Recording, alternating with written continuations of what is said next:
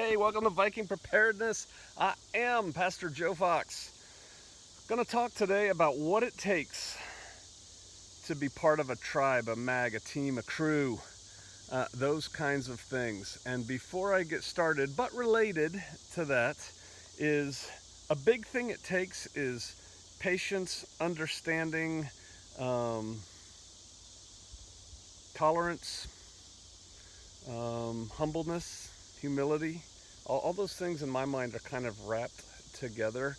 And to that end, yesterday, which was actually this morning, but I'm not going to post this video till tomorrow, I did a video on the shooters, and that energized the Vikings. And I made snarky comments to two different Vikings on there. And then I'm like, everybody's just doing their best. They're doing the best they can with what they got where they're at. In this case, that includes information and past experience.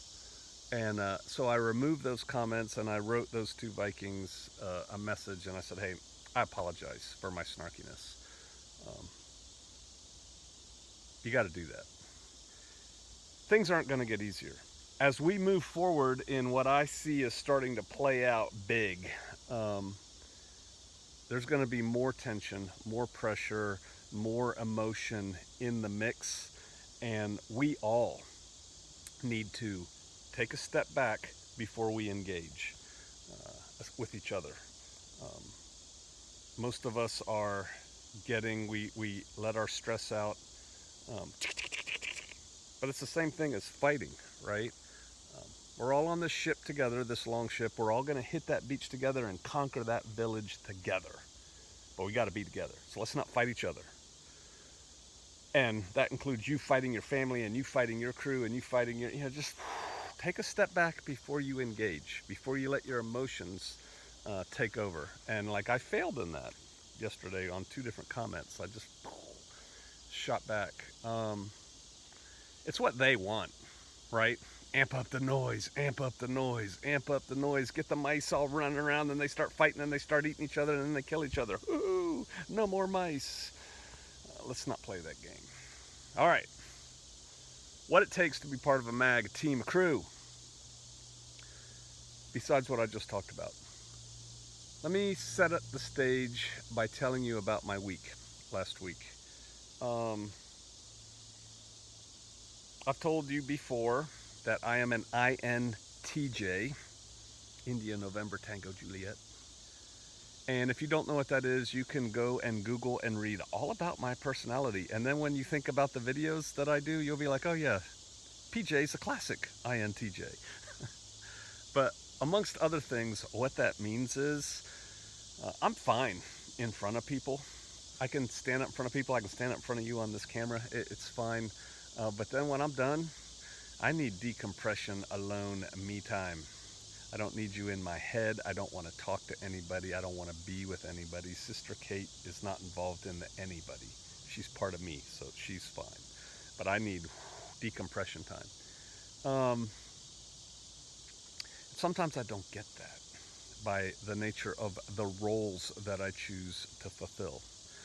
And so last week was Shabbat. Let's go back a little over a week ago. Saturday, that's our church day. And so as pastor, I'm real busy that day, right?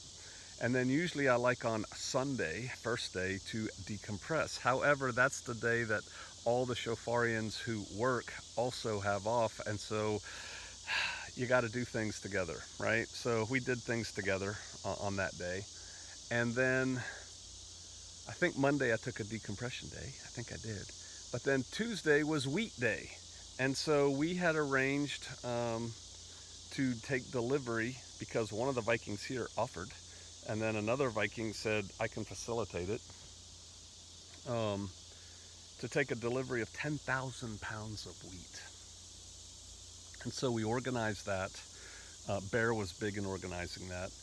And I don't know if the other guy wants to be involved, because I've seen him comment but not accept responsibility. So maybe he just wants to be the in the background cool guy who actually got and brought the wheat. And everybody's asking me, where'd y'all get the wheat? I don't know. I think they bought it at a granary and rented their own truck and drove it up here. I think that's how it went. But that was a long day. And that involved showing up and not only getting my wheat, but helping other people get their wheat, right? And we all cross loaded and loaded, and then we chatted and we touched antennas and we forged the tribe stronger. We invited another weeks because once the Shofarians had accounted for as much wheat as we were going to get, there was still some left over in the 10,000 pounds. So we extended the offer to a neighboring mag and said, hey, do y'all want to get in on this? And they did. And so some of them were there. So not only are we forging our own relationships, we're making new ones, right? Um, did I want to do that? Not really. I mean, honestly, I'm just being honest about me, right? I would have rather stayed home, drank iced lemonade or iced tea, depending what time of day it was, and read a book. Honestly, that's what I'd rather do. Um, didn't really need the wheat that I bought, but I wanted to jump in on it, on the deal, just cuz. And, alternatives, alternates, I'm always up for that. And I even told the organizers of this, and again, I don't know if they want to be involved in that or not. If they do, you can comment. But they were worried at one point that, oh man, we might not sell enough of the wheat. It's coming. 10,000 pounds is coming. We might not sell enough. And then the guy who kind of spoke up for it was going to get stuck with it. And I said, hey man, I'll buy any extra wheat you have. Whatever. I don't need it. But I thought, maybe the Father wants me to have it. I'll help this guy out and I'll do something else with it. Turned out that was not necessary. But my point is, and again, it's all about me, but I'm just trying to use me as an example to explain what it takes to be part of MAG. I would have really rather have just been alone that day, but I, engaged, right, on a couple different levels. A cop showed up, wanted to know what was going on, had to talk to him, no problem, went fine. And so then I came home and I worked on putting that wheat up. Mylar bags, buckets, that kind of thing. And so I finished it late that evening. And then the next day, which was Wednesday, I had to move all that wheat to an alternate location and put it away, which I don't really want to get into right now, but that was exhausting. And so the day before, I helped carry many thousands of pounds of wheat, and then I came home with my wheat and I unloaded and dealt with that. And so, hey, I was getting a little tired. And then the next day I carried many hundreds of pounds of wheat in buckets. And the thing is, when you pick up a 50-pound feed sack for the 100th time, it gets kind of heavy, but it's only 50 pounds. When you're carrying 2 buckets of wheat, that's 66 pounds. Fireman's carry, baby. And so I was tired, and that was Wednesday. And really what I kind of wanted to do on Thursday, because those were 2 full days, was just chill. Kind of let these old bones kind of heal kind of thing. But no, we didn't do that. We loaded up some goats and some stuff, and we drove many hours in a certain direction to link up with Following Yeshua, who, when he came out of Her My People and moved to the Ozarks from Arizona, they came through here, spent a couple days here, and then continued on their journey into the Ozarks. The Ozarks is a big place, stuff like that. And I've never seen his place other than his videos. And so we kind of needed to do that. And plus we wanted to give him some goats. And so we drove many hours, and then we spent many hours, more hours with them on their place, hung out, ate, did a live stream on Following Yeshua, a little bit of it. We weren't there for the whole thing. And then we drove many hours back. Why? To forge those bonds, to get closer, to see how they're doing, to check on them, to help them, to invest time and ourselves in other people. Because see, nothing's free. Chicken down there in the woods. You have to invest you. And then we came back from that late Thursday night. Friday's day of preparation, get ready for Saturday, because we don't work on Saturday, so we try and get everything done. So that was another hard day. Then we had Saturday, and then yesterday which is busy for me, and I want to decompress. No, yesterday we left well before dawn. We drove all the way out to Oklahoma, um, and we worked on a woman's house who I don't know. I don't know her.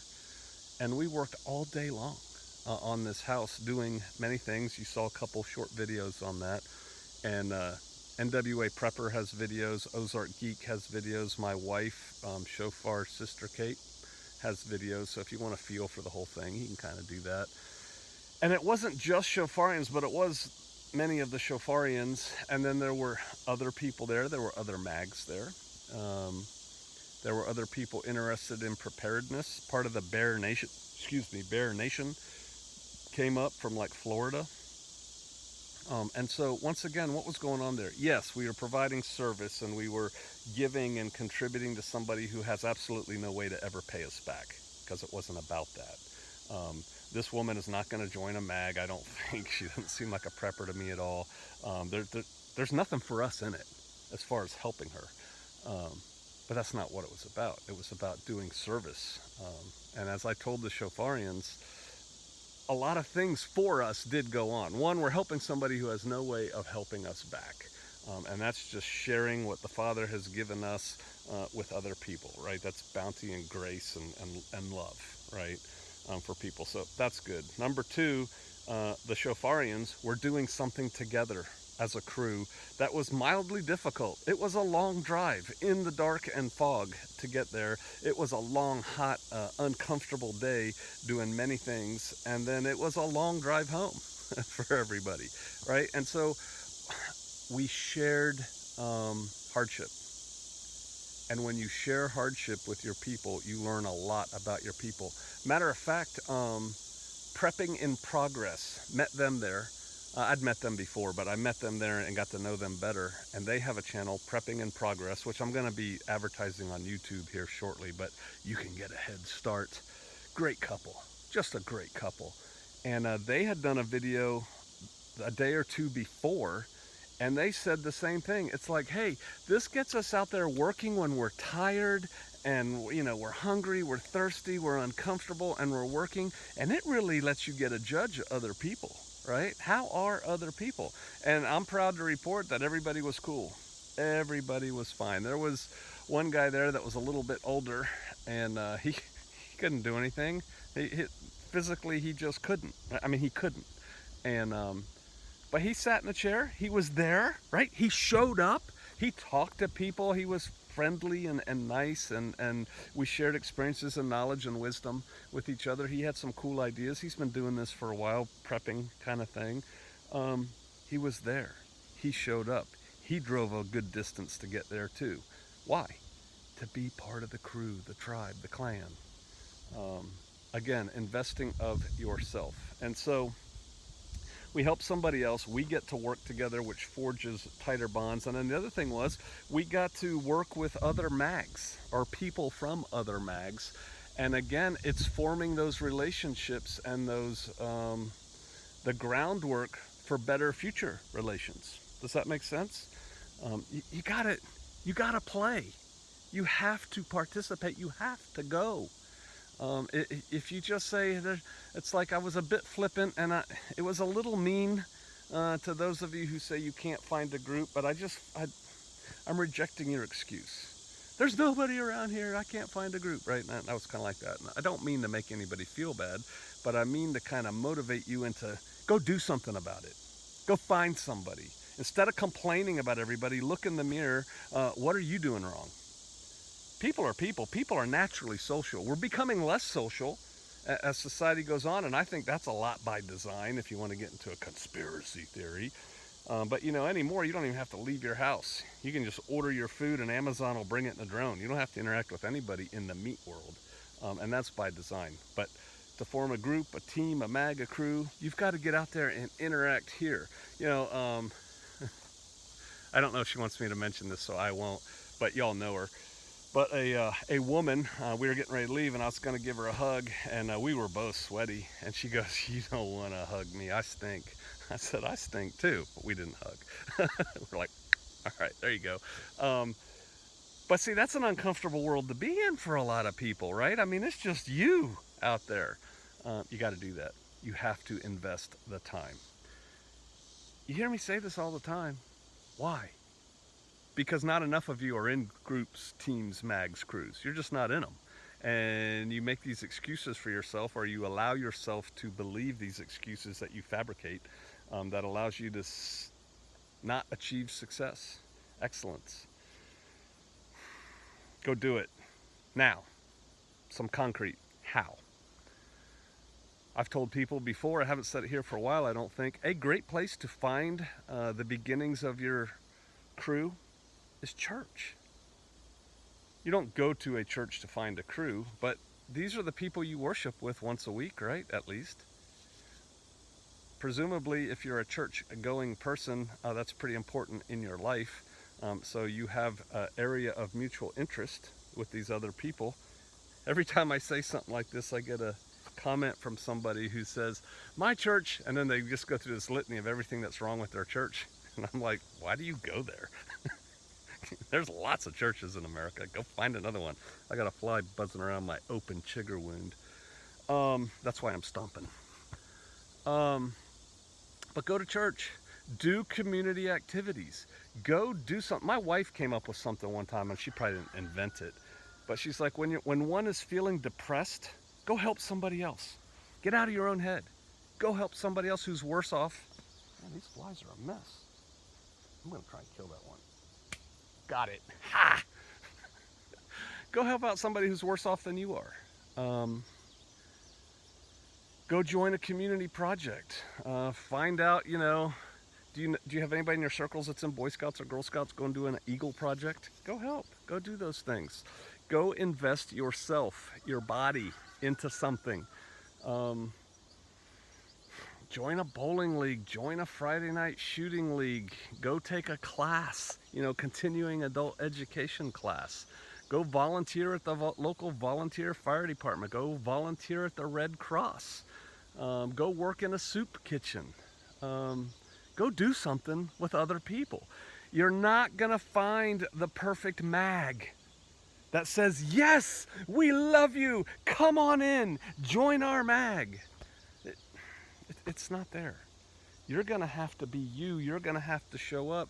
And when you get invited to a mag, to an event that a mag is putting on, a crew is putting on, go. What are you doing? I don't care if you have to take the day off of work. Take off and go. Because if you don't, you're not going to be part of that group. You have to invest in the group, or they're not going to invest in you. And then when you're chatting and discussing what you have to do, you have to open up a little bit. You have to be a little vulnerable to people to be accepted in. Increase your tolerance. Increase your tolerance. If you have hard red lines on everything around you, you're not going to find anybody. There's got to be some things that you hold dear, hard, and true. I am not getting the mark of the beast, right? Ain't happening. No way. It just ain't happening. That's a pretty hard line with me. But I got a lot of lines that I can still hang out with you, mag with you, crew with you, do a community project together with you, even if you don't believe exactly like I believe on a whole lot of things. You got to do that, and you have to cast a wide net to find people. I say it a lot because I see people here make comments that show me clearly they are not casting a big net. And again, don't expect them to find you. You're going to have to find these people. You're going to have to get out. Start cultivating the ability to talk with people. Force yourself. But yeah, the bottom line and the whole point of my story is, in all those cases where I went and did things with these people, honestly, I'd rather just stay home and drink lemonade, chill. But I realize that there's a greater good here, and that I need to put forth effort in order to make these things happen. Try that. Try that. Let me know in the comments what you're trying to do, who you're trying to meet with, how you're trying to find other people. There's a lot more preppers now than there was before. There's more coming. I just saw an article. I started reading it. It got too boring for me. That was on Drudge Today, which for you is yesterday, that said the rich are, they're seeing what's coming. They're holding a lot of cash. They're divesting from different investments. They're putting it into cash, and they're buying real estate. Yeah, they're becoming preppers. They understand what's going on. There's more and more and more preppers. You step into the fold, find some that are interested, share the knowledge you have with them. All of a sudden, you're a valuable person of like mind. Kindred spirits. It can start there. All right. I wish you the best. Get out there and play. I'll see you out there.